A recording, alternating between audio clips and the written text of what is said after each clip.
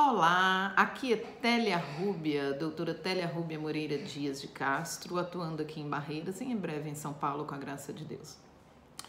Hoje nós vamos falar sobre uma das doenças mais frequentes, que atinge várias áreas de especialidades médicas, geriatria, neurologia e psiquiatria.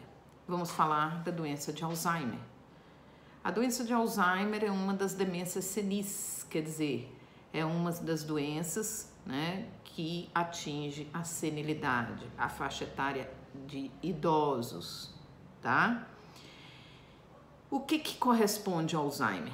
Primeira coisa, o que é por definição? Alzheimer é uma doença degenerativa. O que significa isso? É uma doença em que um grupo de células no corpo começa a envelhecer e morrer numa velocidade mais acelerada do que o restante do corpo. Existem várias doenças degenerativas de várias partes do corpo, No caso, a gente vai se ater às doenças neurológicas. A doença de Alzheimer, ela é uma das doenças mais frequentes hoje, aumentando hoje em progressão geométrica, devido ao fato da população ter uma expectativa de vida cada vez maior. Então, nós vamos encontrar cada vez mais pessoas com Alzheimer. Para vocês terem uma ideia do tamanho da incidência desse tipo de doença, vamos colocar que com 60 anos, de cada 100 pessoas com 60 anos, 100 pessoas com 60 anos, 5 vão ter Alzheimer. Daí por diante, a cada 5 anos, dobra a incidência. Então, com 65, 10%, quer dizer, de cada 100, 10 vão ter. Com 70 anos, 20%. Com 75, 40%. Com 80 anos, 60% a 80% de incidência. Com 90 anos, 85% de incidência. Quer dizer, em cada 100 pessoas com 90 anos, 85 vão ter Alzheimer.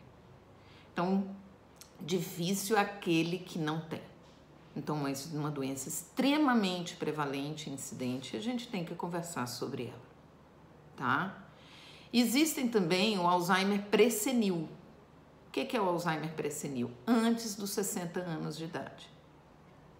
Está cada vez mais fazendo diagnósticos em idades cada vez mais precoces. E a gente também vai conversar sobre isso. Então, segundo a definição, uma doença degenerativa. As células colinérgicas do cérebro começam a envelhecer e morrer numa velocidade cada vez mais rápida, ocasionando assim o que a gente chama de uma atrofia cerebral, quer dizer, o cérebro vai murchando, ele vai diminuindo de tamanho, ok? Por vários problemas que eu não vou entrar aqui em questão, que são problemas mais técnicos, que eles ainda estão em estudos, deposição de proteína tal, que deposita em cima, são proteínas que depositam nas células, vão descendo nas células e matando-as, tá? Mas eu não vou entrar nessa questão técnica, ok? Em se tratando de uma doença degenerativa, o que nós temos hoje na medicina para poder lidar com essa doença? Tudo que tem de mais, o lado bom é que a medicina estuda mais, os cientistas estudam mais e encontram mais maneiras de se lidar com a doença, tá? Hoje nós temos um tratamento neuroprotetor. A gente tem substâncias que a gente usa nos indivíduos para poder paralisar a evolução da doença ou diminuir a velocidade de declínio, tá? A maior parte dos pacientes, quando você entra com a medicação neuroprotetora, ele pode ter até uma melhora cognitiva, mas não é o mais esperado. O objetivo principal é não deixar que progrida, tá? Então, nós temos esse tipo de tratamento, segundo a literatura, fala que consegue segurar os pacientes aí, em média, uns 5 anos. É o que a gente tem, de fato. E está se estudando cada vez mais. Hoje está se estudando muito também a questão de você entrar com um diagnóstico mais precoce, Se você fizer uma história bem feita do paciente, não é um médico bom, um médico que sabe fazer uma história, uma anamnese, exame clínico com um exame cognitivo que a gente faz, associado a um exame de imagem normal e vários exames, porque os exames que a gente tem hoje, na maioria, é para excluir outras doenças que possam dar um quadro parecido, tá? A gente tem aí pelo menos uns 70% de precisão no diagnóstico. Se você fizer uma ressonância de córtex entorrinal ou pesquisa de marcadores no líquoro no sangue, você aumenta para 90%. Mas um médico experiente, ele não tem necessidade disso, tá? Esses exames, que é a medida, a ressonância com medida do córtex entorrinal, os marcadores são extremamente caros, ainda têm sido usados mais a nível de pesquisa, porque senão encarece muito o diagnóstico, tá? Bem, esses pacientes precisa-se de fazer um diagnóstico rápido. A gente tem que descobrir no início, e é muito comum eles só chegarem no consultório quando está já em fase moderada a avançada. Esse é um grande problema que a gente tem. Isso acontece por quê? Porque o paciente com Alzheimer, ele não tem crítica em relação à perda cognitiva dele. Então, ele não sabe que ele está com a doença, tá? Inclusive, ele não tem autocrítica em relação ao esquecimento, o quanto que ele está esquecendo. E os familiares, para perceber, é só quem convive no dia a dia, né? Se for um filho que mora e visita de vez em quando, ele não vai perceber. Então, quando chega os familiares trazerem o paciente, ele já está se perdendo na rua, ele já está não falando coisa com coisa, repetindo a história várias vezes, e aí já está muito tarde também. O ideal é que se chegue cada vez mais precoce, ok? Que a gente consegue uma atuação melhor. Então, o idoso, eu falo que ele não pode esperar sentir necessidade para vir a um neurologista. O ideal é que ele venha de 2 em 2 anos para estar fazendo um exame cognitivo, para a gente ter um exame de base cognitivo, que é o quê? Um monte de perguntas que a gente faz de várias áreas cognitivas, né? Esse exame de rastreio a gente usa aí o Mini-Mental, quer dizer, o mini exame do estado mental. Existem outros testes cognitivos, mais para escolaridade, níveis de escolaridade maior, que detecta melhor quando tem ainda está no início, essas perdas cognitivas leves. Mas o mais comum é o Mini-Mental. Quando você tem um Mini-Mental de base, que você vai repetindo esse exame, quando começa a progredir numa perda cognitiva, a gente já consegue detectar logo. Então tem que ir ao neurologista. Já tem que desenvolver esse hábito, porque é uma doença muito frequente. Não pode esperar sentir necessidade para que possa vir ao consultório. Tem que vir regularmente. Se tiver bem, pelo menos de 2 em 2 anos. Se tiver uma perda cognitiva leve, pelo menos anualmente. Bem, essas células colinérgicas, elas estão espalhadas no cérebro. Tem uma concentração maior nos lobos temporais.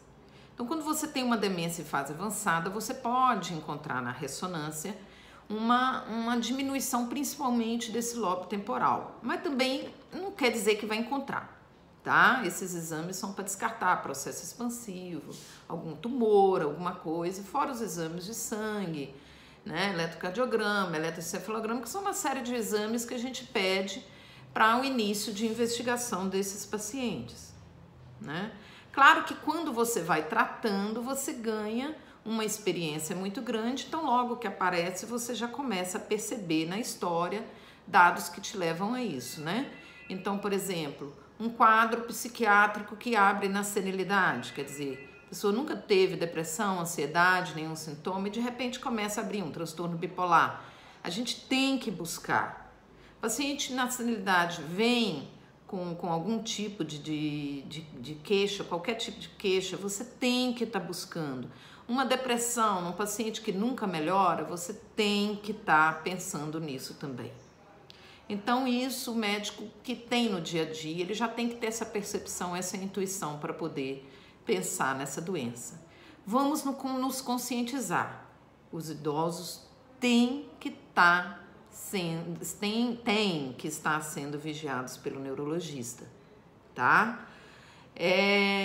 Geralmente, assim, Télia, eu trato muito, eu vejo muitas comorbidades associadas, principalmente os transtornos psiquiátricos. Porque os transtornos psiquiátricos, uma depressão, ansiedade, eles pioram, eles favorecem a evolução negativa da doença.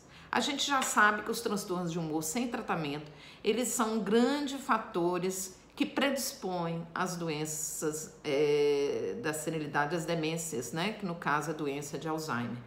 Então, se o paciente tiver um transtorno de humor na senilidade associado a um quadro de perda cognitiva, quer dizer, já tem um esquecimento, mas ainda não é um Alzheimer, é uma perda cognitiva leve, ou mesmo aqueles pacientes com diagnóstico de Alzheimer, a gente tem que tratar as comorbidades psiquiátricas associadas.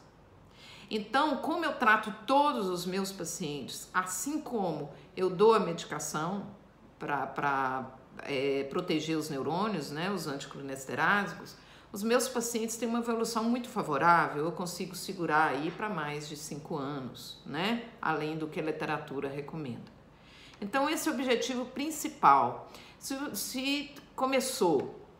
você começou a ter assim, começa uma coisa, lembra de outra, vai fazer a outra, e aquela que estava fazendo esquece. Ou vai no mercado comprar uma coisa, lembra de outra, compra outra e aquela que foi comprar não compra. Aí vai para casa, ai meu Deus, tem que voltar no mercado outra vez. Se você antes demorava 1 hora para fazer uma coisa, depois começa a demorar 2, 3 ou não consegue.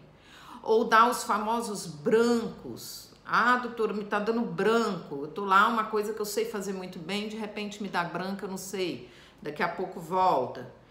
Isso aí já são sintomas para a gente começar a olhar. Não pode esperar ficar ruim, porque a gente tem tratamento para isso. Porque mesmo que você esteja em perda cognitiva leve, dependendo se você é um professor, se você tem uma vida ativa, uma vida cognitiva ativa, se você não está parado, você entra com remédio, você também tem uma melhora cognitiva, tá? Porque o remédio não só diminui a velocidade de progressão ou paralisa a progressão da doença, como ele também melhora, não melhora tudo, mas melhora parcialmente o desempenho cognitivo, o que vai favorecer muito o paciente. Às vezes ele tem um transtorno de ansiedade que não melhora, por quê? Justamente porque o quadro da demência deixa muita insegurança, muita ansiedade, o paciente não confia nele. Imagine você está num lugar conhecido e de repente você não sabe onde você está, você não reconhece o ambiente, né? E isso é devastador, isso é desesperador para quem passa por isso. Quem já passou e relata é uma coisa muito ruim, né? Então, essa é uma doença muito frequente, muito estudada, a gente tem muito o que fazer, né? E nesse primeiro momento eu quero frisar a necessidade de estar vindo frequentemente, regularmente, a partir dos 55, 60 anos de idade, e sob qualquer dúvida vir, principalmente se tiver uma história familiar muito forte para a doença de Alzheimer. Não acontece só em quem tem genética, tá, gente? Mas em quem tem genética, a probabilidade maior é dela estar acontecendo, tá? No próximo vídeo, eu vou estar falando sobre outras coisas. Não deixe de pensar, não deixe de vir ao neurologista, tá bom? Um abraço para vocês. Depois eu vou estar mandando um outro vídeo falando mais sobre um pouquinho sobre outros aspectos da doença de Alzheimer. Beijo, Deus abençoe vocês.